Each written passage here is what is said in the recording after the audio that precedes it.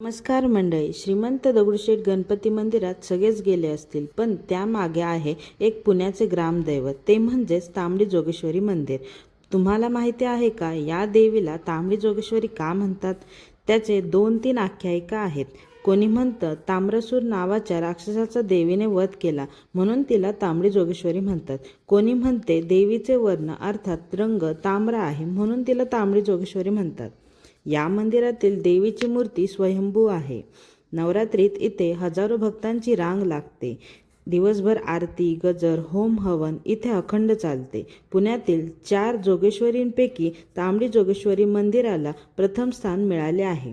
पुण्यात आलात तर तांबडी जोगेश्वरी देवीचे दर्शन घेतले नाही तर तुम्ही पुणे पाहिलेच नाही.